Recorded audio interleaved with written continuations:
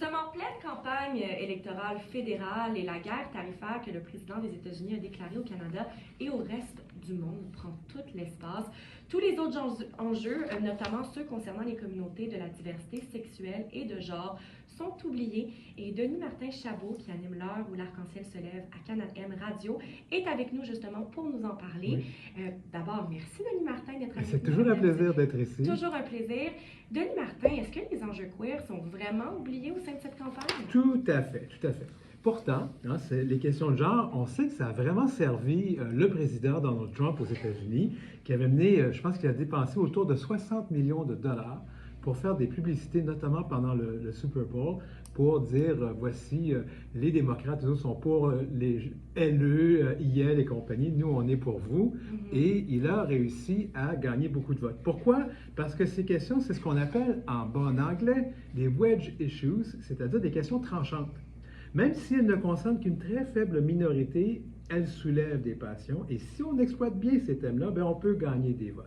Alors, avant même que soit déclenchée la campagne fédérale ici au Canada et que la guerre tarifaire devienne si centrale, je vous rappelle que le président Trump avait signé un décret aux États-Unis sur lequel il n'y avait que deux genres, hommes et femmes, dans ce pays-là.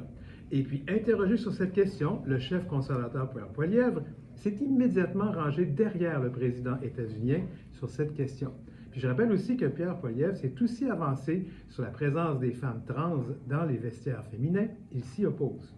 Puis on s'en rappelle, ça l'avait fait beaucoup parler, en fait, l'annonce de ce décret-là, mais on n'en a pas vraiment reparlé depuis, par contre. Non, mais les autres partis non plus n'ont pas parlé vraiment de ces questions, les questions de genre dans leur campagne. Et pourtant, les partis doivent avoir des positions sur ces questions et je pense qu'on va en parler aujourd'hui. Voilà, c'est le nerf de la guerre. Alors oui, du côté libéral, commençons là. Les questions sociales, sur les questions sociales, le chef Mark Carney a déjà dit qu'il s'inscrivait dans la même lignée que son prédécesseur Justin Trudeau.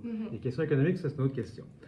On sait aussi que l'ancien chef libéral et premier ministre Justin Trudeau s'est excusé au nom du gouvernement canadien pour la discrimination et la répression qu'ont subi les quelques 9000 personnes de la diversité sexuelle et de genre dans la fonction publique et dans les forces armées dans les années 50 jusqu'à 90. Et plus de 30 000 personnes queer ont été fichées par la GRC car on les voyait comme étant des risques, notamment au niveau de l'espionnage. Justin Trudeau a versé 145 millions de dollars à ses victimes. C'est aussi son gouvernement qui a rendu criminelles les thérapies de conversion. C'est aussi Justin Trudeau qui a créé le ministère de la Femme et Égalité des genres. Et là, je dois vous dire que ce ministère a été aboli par Mark Carney récemment.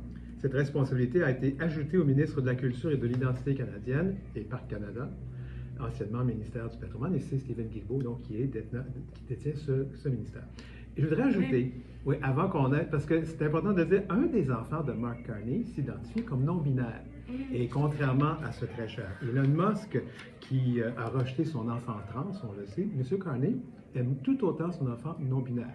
Mais des pseudo-médias d'information d'extrême droite, moi je peux pas me dire ça, là, des pseudo-médias d'extrême droite ont fait leur gorge chaude sur l'enfant de Carney. C'est tellement indigne. Puis je pense que je vais m'en tenir à cet adjectif-là.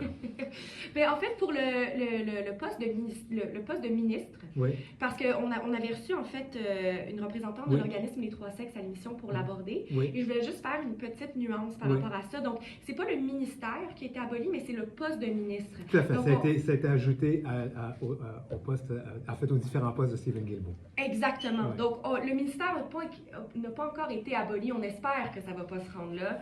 On verra après la prochaine élection. Exactement. Donc, merci de me corriger là-dessus. Effectivement, ça méritait cette nuance. On va maintenant parler du Parti conservateur. Oui, alors, outre ce que j'ai mentionné plus tôt, il faut dire que la famille conservatrice a pris des positions parfois très répressives. Plus récemment, Danielle Smith, qui est la première ministre albertaine et qui est très proche de Pierre Poilievre, on le sait, a adopté des politiques interdisant les bloqueurs de puberté pour les moins de 14 ans, en fait pour les enfants de 14 ans et plus, les moins de 18 ans, et l'obligation des directions d'école d'aviser les parents si leur enfant change de pronom ou de prénom. C'est une politique qui a été inspirée par le gouvernement de la Saskatchewan, dirigé par le Parti saskatchewanais, un autre parti aux valeurs très conservatrices, et s'était aussi inspiré d'une politique du gouvernement du conservateur du Nouveau-Brunswick, Brian Higgs, gouvernement qui a été défait cet automne. Et le gouvernement libéral maintenant du Nouveau-Brunswick a retiré cette politique. Juste pour vous dire, informer les parents du changement de prénom ou de pronom d'un ou d'une enfant trans ou non-binaire pourrait le mettre en danger si les parents ne sont pas ouverts à cette situation. Oui, c'est une bonne précision à faire. Ouais. Et là, donc là, on a parlé de Parti conservateur, Parti libéral, du côté du NPD maintenant. Ben, là, c'est intéressant. Je peux vous dire que Jack Metzing, lui, bon, c'est un parti qui a toujours fait ses preuves au niveau des communautés queer. Ils ont toujours été très en faveur des revendications. Mais encore une fois, une anecdote qui est intéressante.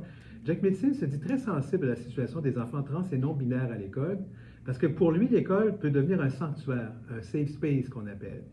Je vous rappelle que M. Singh, dans son enfance, a donc connu une enfance très difficile. Son père consommait et pour lui, l'école, c'était un espace bienveillant. Peut-être pour terminer, on n'en parle pas beaucoup du côté de ce parti-là, du côté du Bloc.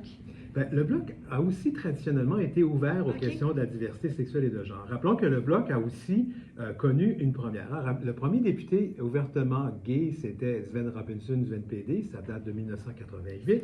En 1994, c'était Réal Ménard, qui était député du Bloc. Puis je vous rappelle aussi que le mouvement souverainiste a commencé par le Parti québécois, à une histoire très pro-LGBT.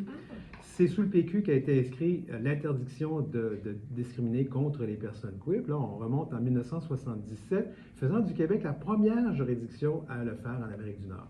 Et Yves-François Blanchet, on doit dire un passé dans le monde des arts, en plus d'avoir été député et ministre du Parti québécois. Et je vais quand même mettre un petit mais ou un petit bémol. Le Bloc est souverainiste, il est donc proche aussi du Parti québécois.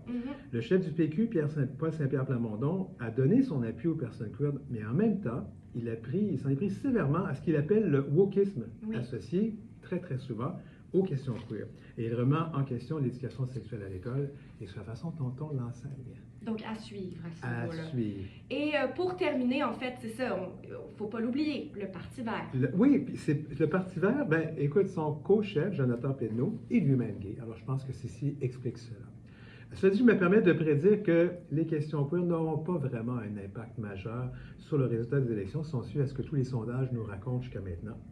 Tout au plus, on peut croire que les personnes queer choisiront de voter pour le chef politique qui éloignera le Canada le plus possible du chaos causé par le président états-unien Donald Trump. Donc, comme on disait dans l'introduction, il y a d'autres enjeux présentement qui prennent plus de place que les enjeux queer. Tout à fait. Cette campagne-là. Ben, malheureusement, mais c'est comme ça. C'est ça qui est ça. Merci beaucoup de Martin, comme d'habitude, d'avoir été avec nous.